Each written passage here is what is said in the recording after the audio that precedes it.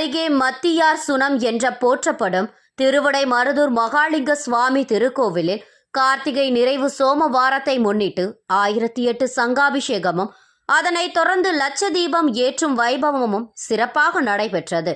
இதில் திருவாவடுதுறை ஆதீன குருமகா சன்னிதானம் அம்பலவான தேசிக பரமாச்சாரிய சுவாமிகள் உட்பட ஏராளமானோர் பங்கேற்று சுவாமி தரிசனம் செய்து மகிழ்ந்தனர்.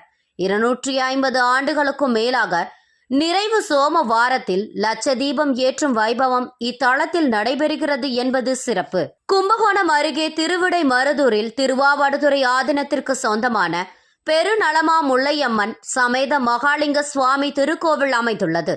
இத்தலத்தை சுற்றிலும் 4 திசைகளிலும் சிவத்தலங்கள், 4 வீதிகளிலும் சிவன் கோவில்களுக்கும் நடுநாயகமாக இத்தலம் அமையப்பட்டுள்ளதால் இது பஞ்சலிங்க தலம் என்ற பெருமை பெற்றதாகும்.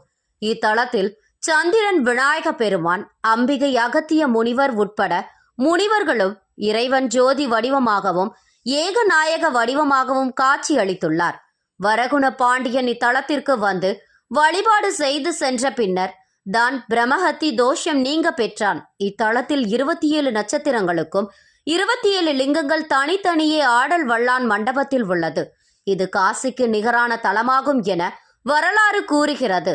இத்தலத்தை பட்டினத்தார், அருணகிரிநாதர், சுந்தரர், திருநாவுக்கரசர், திருஞான சம்பந்தர், மாணிக்க வாசகர் உள்ளிட்ட பல அடியார்கள் போற்றி பாடியுள்ளனர். மேலும் இது பத்திரிகிரியார் முத்தி பெற்ற தலமுமாகும். 1755ஆம் ஆண்டு முதல் இத்தலத்தில் கார்த்திகை நிறைவு சோமவாரத்தில் லட்ச தீபம் ஏற்றும் வைபவம் நடந்து வருகிறது என்பது வரலாறு. இதனை நினைவுபடுத்தும் வகையில் விளக்குடன் கூடிய பாவை சிலை இத்தலத்தில் அமைந்துள்ளது.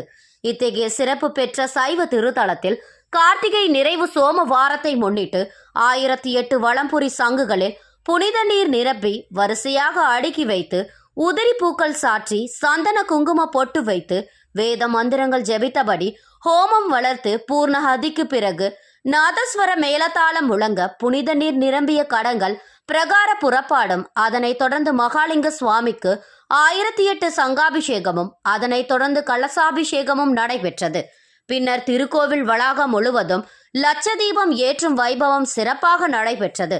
இதில் திருவாவடுதுறை குருமகா சன்னிதானம் அம்பலவான தேசிக பரமாச்சாரிய சுவாமிகள் பங்கேற்றார்.